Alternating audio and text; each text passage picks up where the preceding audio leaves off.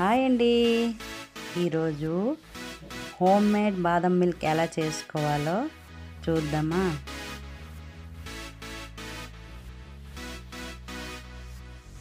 బాదం పప్పు తీసుకోవాలండి, 2 పిడుకులు.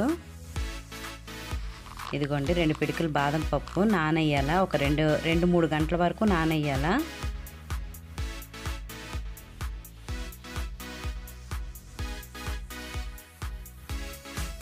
అదిగోండి 3 గంటలు అయిపోయింది నానిపోయేవి. ఇదిగోండి నానిపోతే ఇలాగ తొక్కలు తీసుకొని ఆ పిక్కలు మిక్సీ జార్లో వేయాలి, పేస్ట్లా చేసుకోవాలి. ఒక 8-9 ఇలాచి గుండ చేసుకోవాలి. పచ్చిపాలు ఒక గిన్నెతో తీసుకుని ఉంచుకోవాలి. ఇదిగోండి ఇలా పేస్ట్ చేసుకోవాలా, బాదం పేస్టు. కస్టర్డ్ పౌడరు నేను లీటర్ పాలు తీసుకున్నానండి. లీటర్ పాలకి 4 స్పూన్లు పడతాయి కస్టర్డ్ పౌడరు. ఆ పాలలోని మిక్స్ చేసుకోవాలి బాగా. ఇదిగోండి ఇలా మిక్స్ చేసుకోవాలి. ఇదిగోండి పాలు కూడా మరిగిపోయావి. పాలు మరిగిన తర్వాత మనం బాదం పప్పు పేస్ట్ అందులో వేసుకోవాలి.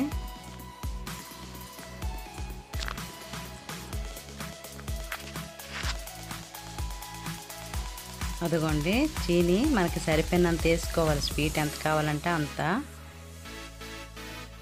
బాగా కలుపుకోవాలి. ఇప్పుడు కలిపి ఉంచిన పౌడర్ని అందులో వేసుకోవాలి. అదిగోండి బాగా కలుపుకోవాలి. ఒక పావు గంట సేపు మరగనివ్వాలి. ఇలాచీ పౌడర్ వేసుకోవాలి. ఇదిగోండి బాగా కలుపుకోవాలి. కొంచెం పలచగే ఉండాలి, ఎందుకంటే మనం ఫ్రిడ్జ్లో పెడతాం కదా, చిక్కగా అవుతుంది. ఇదిగోండి మరిగిపోయింది, పావు గంట అయింది కదా.